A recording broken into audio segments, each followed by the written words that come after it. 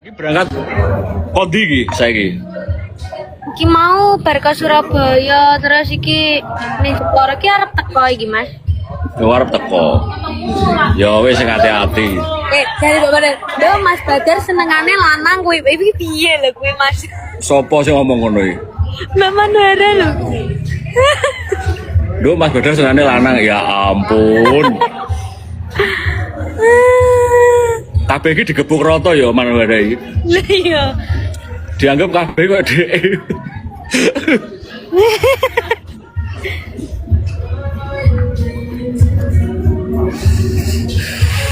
Wes, Mas. Oke, Meh teko. baik. Hati-hati, sehat selalu, sukses.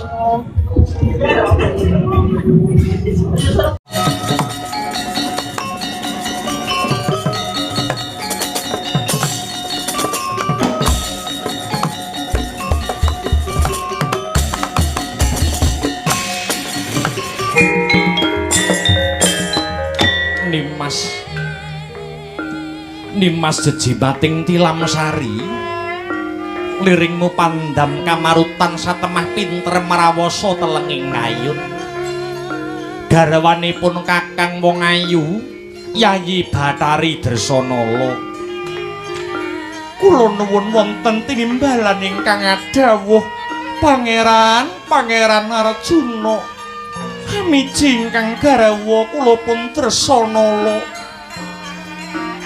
puji syukur kunjuk mring Hyang Agung awit kamurahan kabagyan ingkang diparingake marang Janaka apa dene marang Yayi Dresanala kapracihna ing ripalungguhan iki Yayi Bathari ngandhut wijinipun kakang ingkang tetela minangka talining katresnan miwah panyambunging sejarah Kanjeng Pangeran printen dalu kula pun Dresanala nyuwun pangestu panjurung mugi-mugi lek ing jejabang hambabar kamulyaning bebrayan lek ing jejabang hambabar kamulyaning bebrayan ageng pangeran tulusing kasetyan namung kula kuncukaken dumateng Pangeran Arjuna Dresanala tan prabeda kelawan pun kakang Yayi rumangsa wis jangkep mareming rasa saya-saya bareng awuningani lamun to Yayi Bathari wis mbobot sepuh yekti amimbuhi ngrembaka lan ngrembuyung katresnanku marang jeneng sira Yayi Bathari Dresanala ngaturaken agenging panuwun dene paduka paring sih katresnan suci dumateng kula miwah jabang bayi ingkang kula kandhut pangeran wong ayu rina wengi sun rewangi cegah dahar kelawan guling ing pengajap muga-muga laire jabang bayi besok bisa netepi marang kekudangan dadya satriya pepunjuling jagat dadya satriya pitataning umat kang weh daya arum-arum marang bebrayan agung munggahe marang jagat saisine Yayi Bathari Dresanala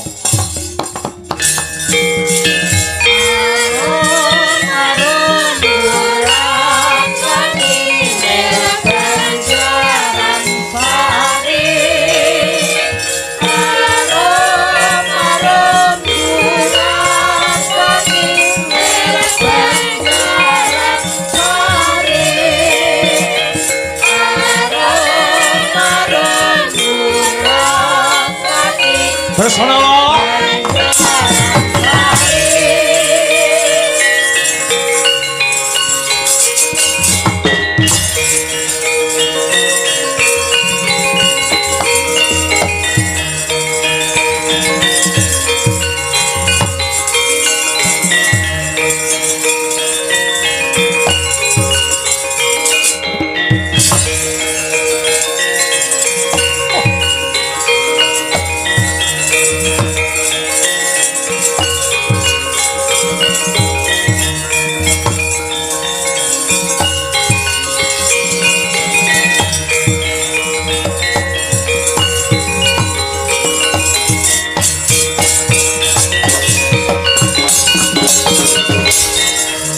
Kula putraning sun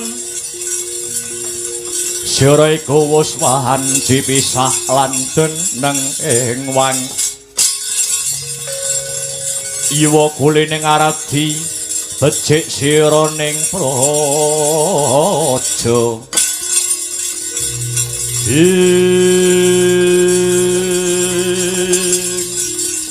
Kanjeng Rama garagapan manah kula dupi paduka rawuh marepeki dumateng ingkang putra kalilan kula cumadung dawuh Dresanala kelawan Arjuna Uruhanana ripalungguhan iki mestine jeneng kita Sarimbit wis wuninga lamun ta Tribawana ketaman geger ketaman Ruhara bareng tinaliti kanthi permati sumbering perkara ora ana liya kejaba mung manungsa sing wani mengkang kodrate wong jejodhoan ya kuwi katresnane ya bebrayane si Dresanala kelawan jeneng kita si Arjuna ingkang satuhu ndadekake jagat iki horeg mula kang mangkono Dresanala lan kowe Arjuna ayo perkara iki dirembuk kanthi gaman kawicaksanan pun Rama iki mau bubar wae tinimbalan sowan dening Rama Pukulun Bathara Guru wasing wigati kabeh para dewa kudu cancut gumregut senadyan ta kudu mawa pangorbanan ngupaya ngungkih sarana supaya Ruhara iki enggal bisa sinirep gumaregel sing dadi pangandikane Hyang Pramesti Guru jagat bisa manggih rahayu donya pinaringan ayem kelawan tentrem kalamunta katresnane Dresanala kelawan Arjuna kudu pinegatake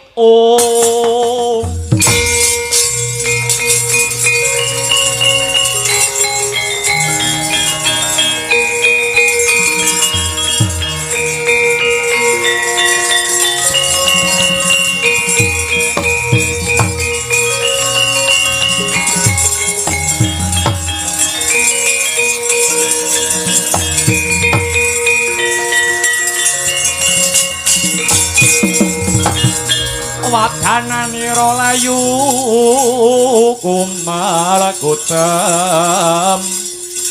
arahnya maratane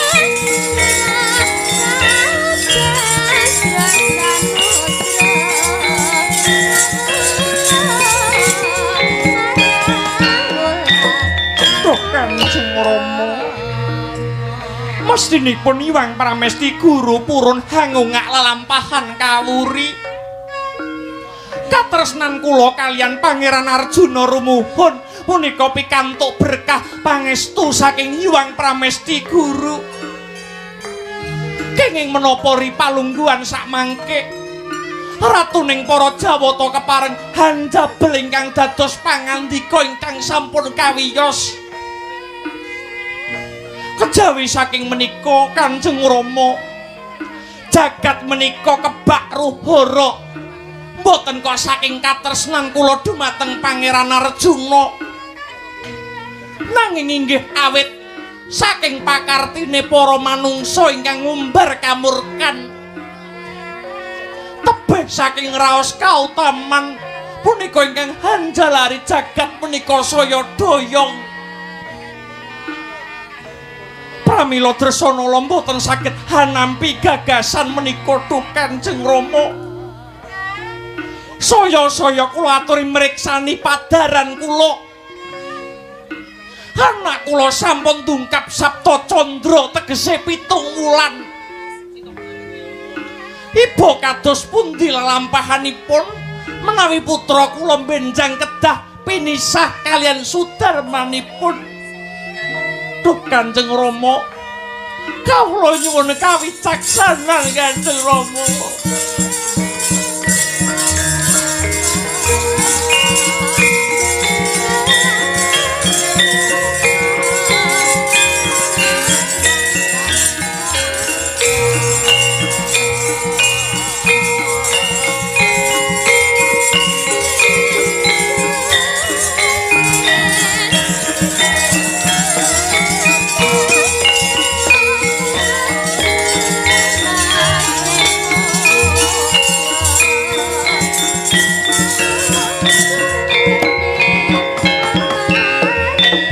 Arjuna, kula wonten timbalan ingkang hadhawuh duh Rama Pukulun. Jeneng kita Arjuna wis diakoni dadi satriya kelawan umat sak jagat. Satriya mono saka tembung sa kuwi siji, tri kuwi tegese telu, ya kuwi tegese jagat. Satriya mono kena diaran luhur. Lamun bisa manjing jagat telu dadi sawiji ing antarane jiwa, raga kelawan suksma. Janaka, kula wonten dawuh duh Rama Pukulun. Panjenengan ulun ana kene wis do anggep dadi apamu. Jengandika Rama Pukulun sampun kula anggep kadidene sudarma kula piyambak. Kewajibane anak marang wong tuwa bangun miturut dumateng sedaya dawuh pangandikanipun tiyang sepah. Nek aku kandha ngalor, kula inggih badhe ngaler. Nek aku kandha ngidul, Janaka inggih badhe mlampah mangidul. Lamun aku perintah marang Janaka, tak utus ambyur ana sajroning segara, ampun malih kok ambyur segara. Senadyan ingkang putra kaparintah manjing wonten geni murup, yekti badhe kula lampahi. Bagus tak cekel sing dadi gunemanmu. Sumpahing satriya lati lan pakarti kedah nyawiji. Maknane yen kandha iya ya iya, yen kandha ora ya ora. Bagus. Saiki ana perintah saka panjenengan ulun. Lamun bener jeneng kita Arjuna manut lan ngestupada apa wae kang dadi perintahing Sudarma. Lan jeneng kita Janaka ora bakal nglincati tembung kang wis kababar. Mara gage dina iki tak perintah. Janaka kudu nindakake jiwaning kasatriyan. Janaka kudu gawe jagat iki bisa bali ayem lan tentrem. Kanthi cara Janaka kudu ngalih saka kayangan swarga dahana. Lan wiwit dina iki katresnanmu lan Dresanala bakal ndak pegatake. Yen jeneng kita Janaka mbadal dawuh ulun, yekti bakal tetel jiwa kasatriyamu Janaka. Oh.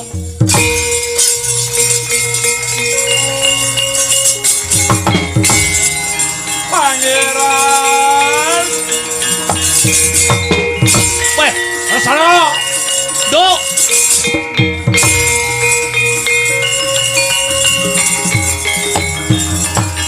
Brahma.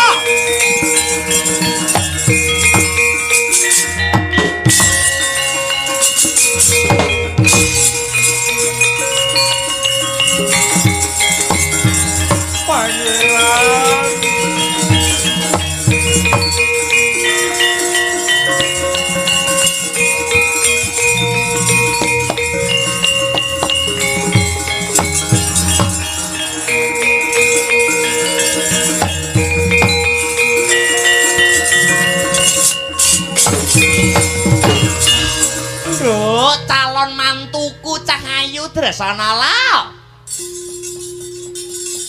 Tresna kuwi jalaran saka kulina ya, Nduk. Kowe iso ngucap nek saiki ora seneng karo anakku Dewasrani, monggo.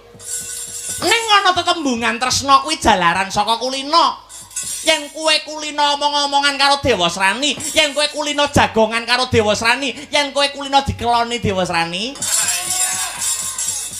mengko suwe-suwe rak ya tresna dhewe Dresanala. Anakku ora kalah karo Janaka. Anakku ora kalah karo bojomu. Sugih-sugih anakku timbang Janaka. Dasare ya dadi ratu mapanane negara Tunggul Malaya. Kowe gelem apa ora, Nduk Cahayu? Nyuwun pangapunten. sampun dados patemboya kula. Mboten badhe ngladosi tiyang jaler sanes. Salintunipun Kakang Mas Pangeran Janaka. Kepara badhe kula entengaken pejah kula. Menawi kula ngladosi tiyang saklintunipun Pangeran Janaka, tobat.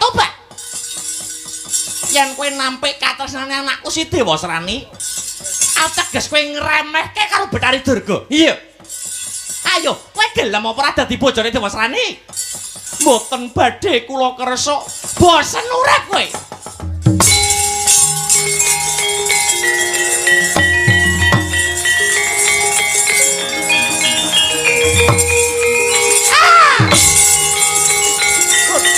Ayo, kowe kudu kelep hati. Hati.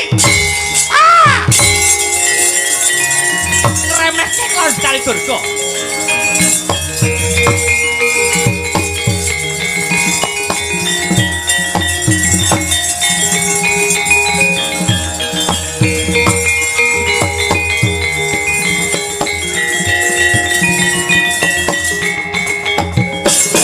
Wauda kocap den ajarawani den polo ganteng nenggih Dyah Ayu Dewi Dresanala kaliyan Batari Durga dewaning panggoda ya sang pangrencana den ajarawani den polo ganteng ngagem ranté ingkang sak lengen gedhene. Wauda kocap bayi ingkang wonten sajroning kandhutanipun risang Batari Dresanala ingkang sampun Sabta Candra tegese 7 wulan barengi pambengoke risang Batari Dresanala miyak langse Gumbala Giri miyak langse Gumbala Giri miyak tegese buka langse tegese selambu Gumbala tegese brengos Giri tegese gunung. Bayi metu lewat gunung sing abebrengos. Barengi Sabta Candra medal jejabang bayi wijining katresnan Pangeran Harjuna kelawan Batari Dresanala mawa kekuwung.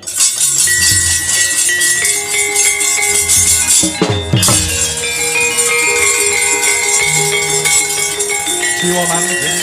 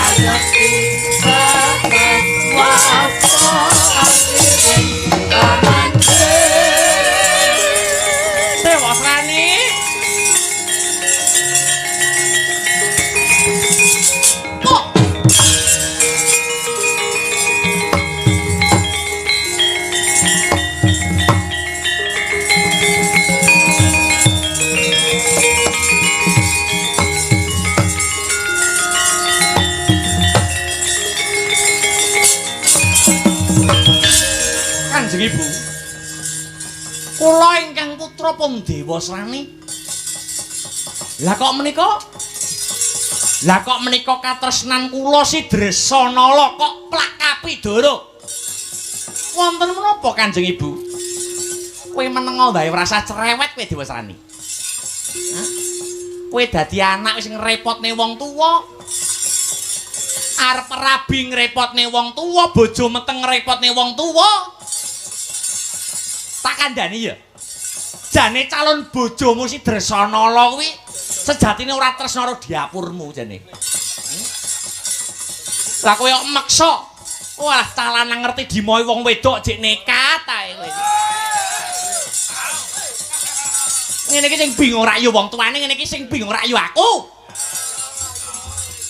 Nganti Dresanala calon bojomu tak pulasara. Dheweke semaput bayine lair. Ngerti ora kahanan kaya ngene iki jane ibumu ya melu luput. kahanan kang kaya mangkene ibumu milu dosa. Tobat.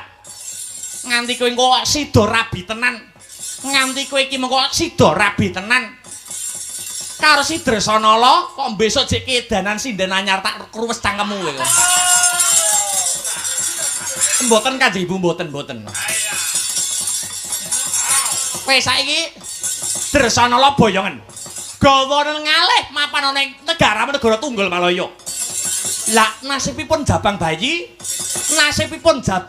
anak Janaka lan Dresanala kados pundi Kanjeng Ibu?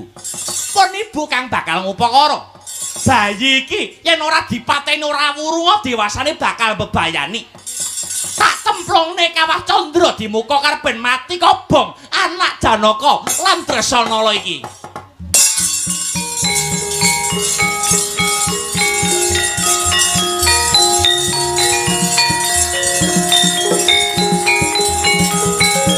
Malikul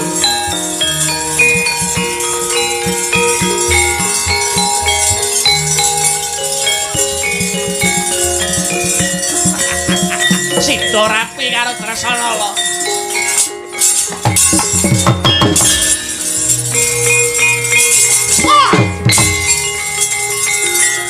Oh, biar ke anak Janaka.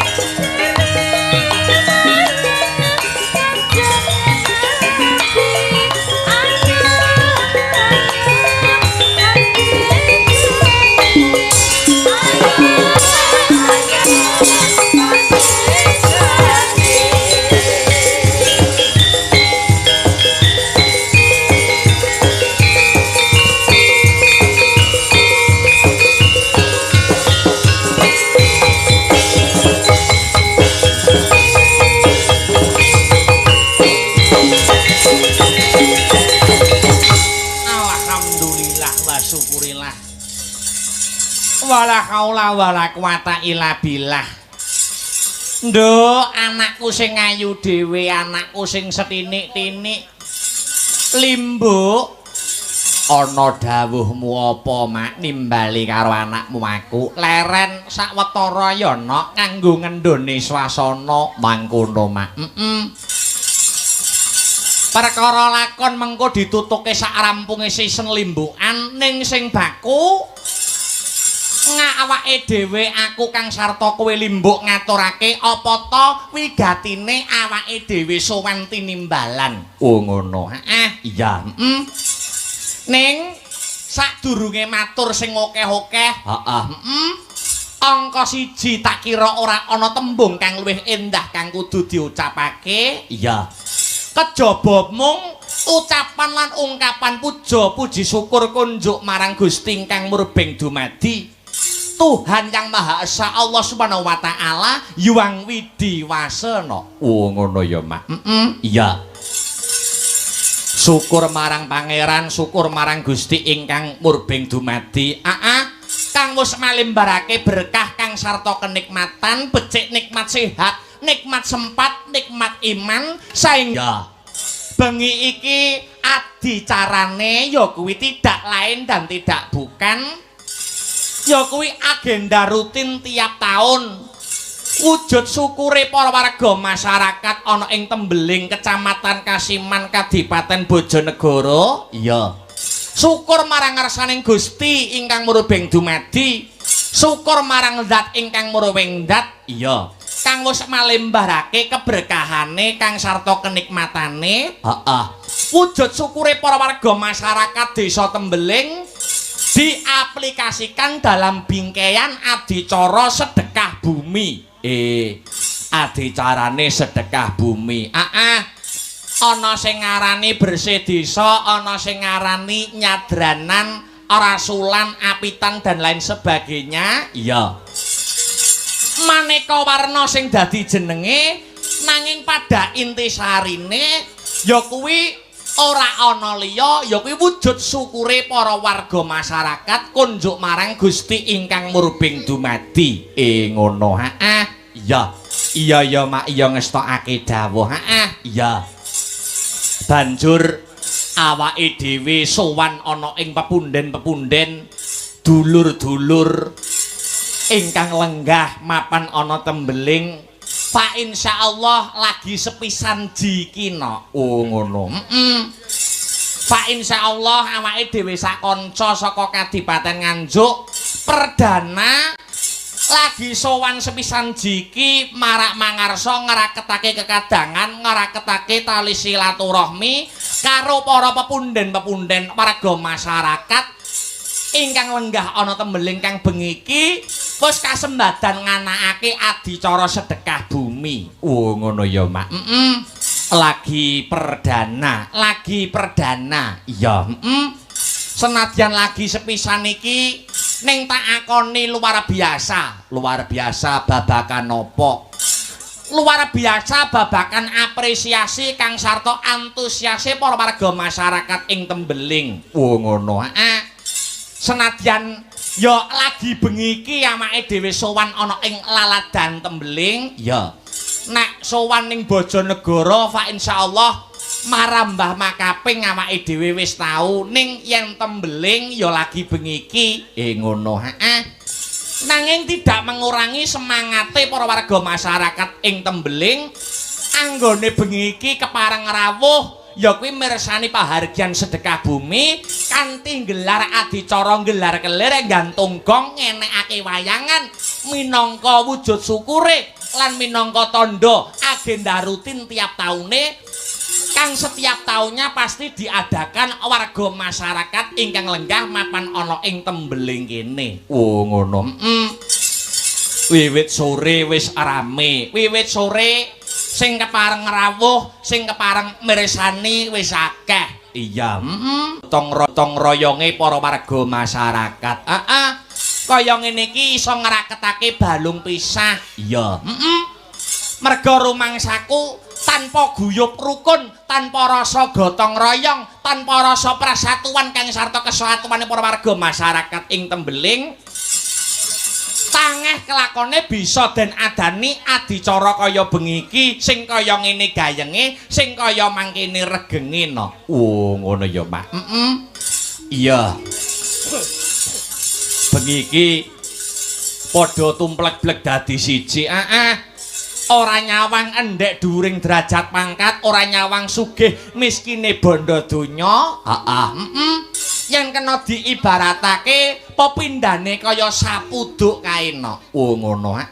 Sapuduk kayen siji ora bisa kanggo ngresiki regetan. Ngono. Ya. Ning yen sapune akeh banjur ditaleni iso kinarya ngresiki regetan, iso kinarya ngrampungi gawe. Oh ngono. Kuwi kabeh prasimbol. Kuwi kabeh prasimbol rasa persatuan dan kesatuan yang diaplikasikan dalam adicara bengi iki ya kuwi bersih desa utawa sedekah bumi. Wah iya. Iya ya Mak iya ngestokake dawuh. Mula awake dhewe aku kelawan Biyung wis sak wajibe wis sak terpe ngaturake panuwun ingkang tanpa pepindhan. Ngaturake panuwun ingkang tanpa pepindhan. Terima kasih yang sangat banyak. Ngono. Kunjuk marang sapa? Kunjuk nuwun inggih punika pepunden kula Bapak Hartono ingkang selaku mandekani para sedaya panitia, ketua panitia Bapak Hartono. Ngono. Kang sarta pepundene awake dhewe ingkang nyekel kendho kenceng bawat pemerintahan ana ing desa Tembeling. Bapak Kepala Desa ingkang winungku kinurmatan pepunden kula Bapak Haji Mulazim. Oh ngono ya Mak. Iki uga tamu undangan akeh. Oh ngono. Mang sore durung kepareng bisa rawuh. Ya kuwi Bapak Camat Kasiman. Oh Bapak Beni Subiyakto. Pancen bener kaya mangkono. Iya. Lan uga awake dhewe wajib ngaturake panuwun terima kasih yang sangat banyak. Ngaturake panuwun ingkang tanpa pepindhan kunjuk dhateng seluruh warga masyarakat ingkang lenggah mapan ana ing desa Tembeling. Iya. Kang wis paring kapercayan karo awake dhewe sak kanca sanggar seni Astabrata Mijil saka Kota Angin Kadipaten Nganjuk. Iya. Iba taun saiki 2026 awake dhewe sing kejatah. Iya. Ketiban sampur kinen paring lelipur. Iya. Atur hiburan karo para warga masyarakat ingkang lenggah ana ing ya kuwi desa Tembeling Kecamatan Kasiman Kadipaten Bojonegoro. Iya. Iya ya Mak iya ngestokake dawuh. Luar biasa wiwit sore wis akeh sing kepareng rawuh. Wit sore wis akeh sing kepareng rawuh. Iya, iya. Senadyan adicara bersih desa, adicara nyadranan dengan kemajuan zaman berhubungan dengan ya kuwi kebijakan pemerintah sing maneka warna ya kuwi anane sing jenenge MBG Koperasi Merah Putih sing mempengaruhi dalam anggaran desa ning nyatane ora mengurangi semangat para warga masyarakat ing Tembeling. Lah iki ya Nok.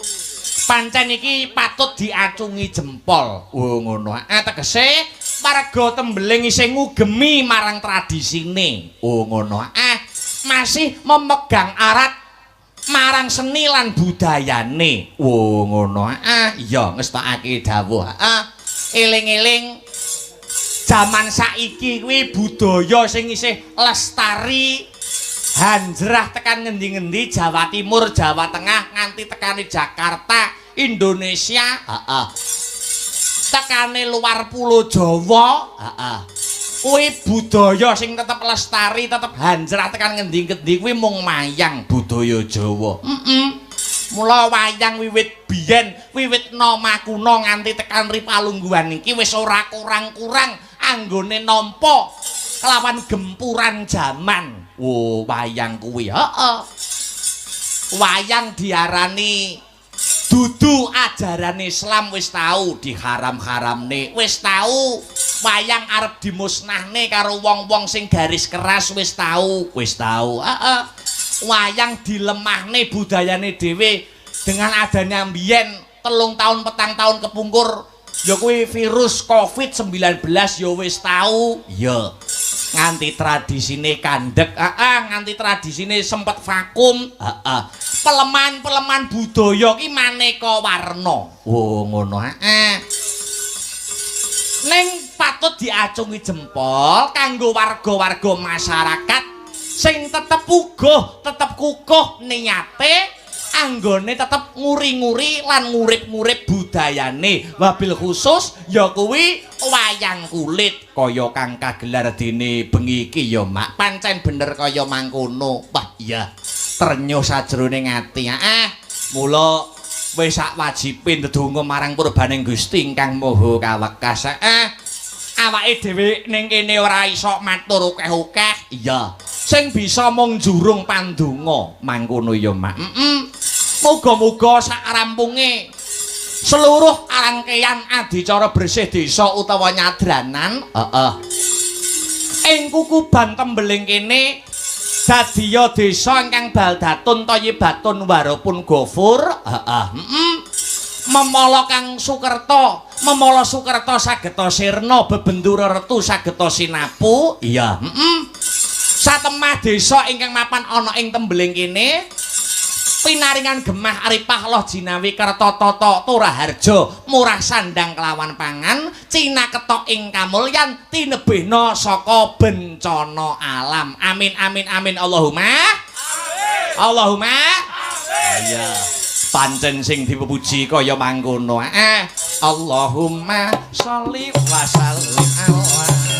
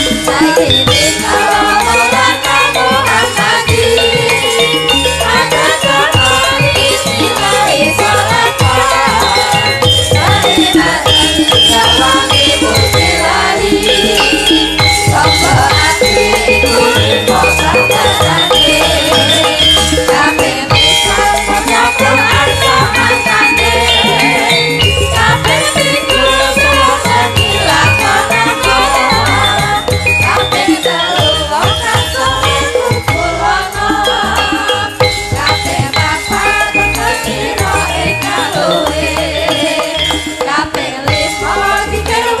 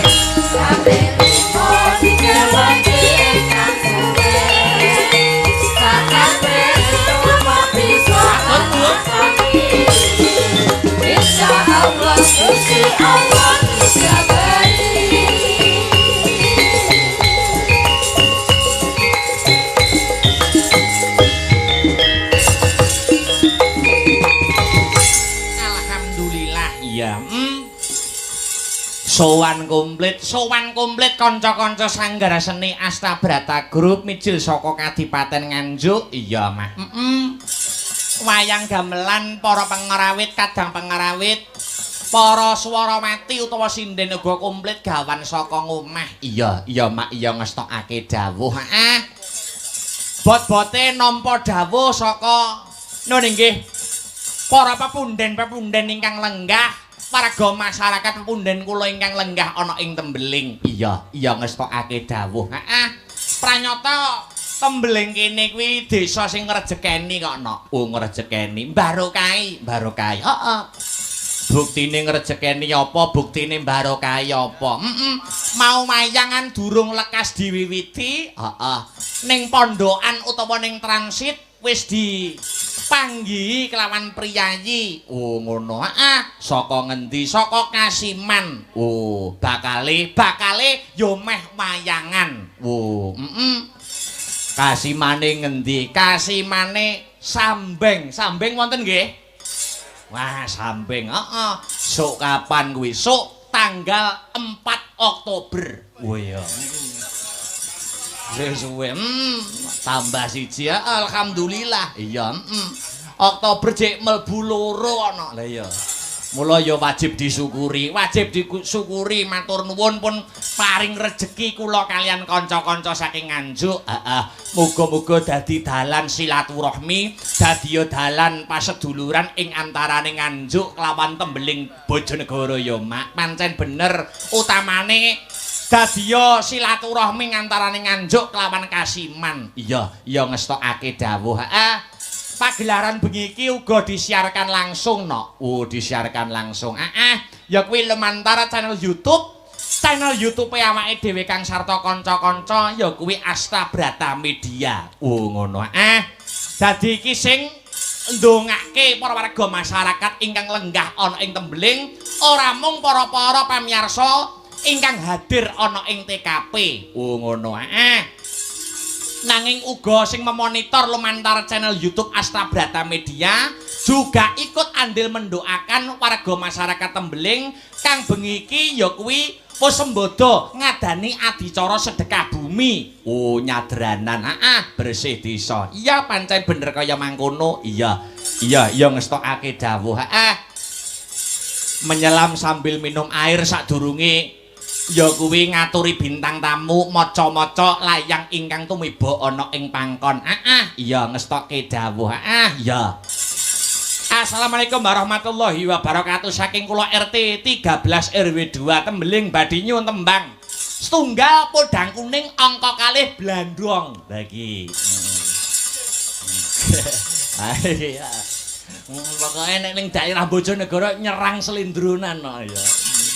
Saking kula Mbah Nanto Tembeling matur nuwun Pak Dalang. Iya, Sugeng dalu Pak Dalang kirim salam kagem keluarga besar Persaudaraan Setia Hati Terate Arayon Tembeling Aranting Kasiman cabang Bojonegoro Pusat Madiun mengucapkan selamat dan sukses atas disakannya warga baru. Oh ya Rayon Tembeling. Semoga guyub rukun jaya selalu. Oh ya amin ya robbal alamin. Ya ngestokake dawuh ana meneh sing lumantar WA ya. Sugeng dalu Mas Akbar Temanggung memonitor. Oh saka Temanggung uga ikut memonitor. Saking Jabrik Wahyu badhe nyuwun ngimpi kula kintunaken buat penggemar wayang kulit semoga Astabrata semakin sukses. Amin. Ana meneh. Assalamualaikum sugeng dalu Mas Akbar menawi kepareng nyuwun lagu Bengawan Sore kula kintunaken kagem Karang Taruna Desa Tembeling lan pelanggan tiket kula ingkang asli warga Tembeling matur suwun saking Karno WMC. WMC juga hadir. Kanca-kanca dulur-dulur WMC juga hadir. WMC kuwi Wayang Mania Community. Iki tidak fanatik dengan dalang satu dan satunya ya. Tapi iki kabeh wayangan didukung. Ngono. Prinsipe siapapun dalangnya yang penting wayangannya. Oh ya. Matur nuwun kanca-kanca WMC dan kawan-kawan Mas Karno dan lain sebagainya sampun dipun berkah barokai kanca-kanca Astabrata anggenipun pados sandang tedo mapan wonten ing Tembeling mriki nek ning Bojonegoro mesti nyusul nek ning Bojonegoro dan sekitarnya mesti kepareng nyusul iya alhamdulillah dulure akeh no iya ya gunem kang tanpa guna sing dianti-anti kudu dadi bukti sing diantu-antu kudu lumaku anake dhewe sowan mrene ora ijen oh ngono kejaba nganti kanca-kanca sanggar seni Astabrata ya kuwi kanca-kanca nyaga utawa pengrawit kang sarta mbak-mbak lan adik-adik Swarawati ya iki saka kersane para pepundhen ingkang tenggah ana ing Tembeling uga nimbali Mas Dodok CS. Oh, Mas Dodok CS asli saka Bojonegoro, bintang tamu putra daerah. Mas Dodok kelawan Mas Kampret. Oh, ngono. Diaturi minggah ana ing sasana budaya, diracikne nganggo serampat ya, Nok. Oh ya. Mangga Mas Dodok, Mas Kampret kula aturi minggah wonten ing pepanggungan. Coba, coba kaya ngapa?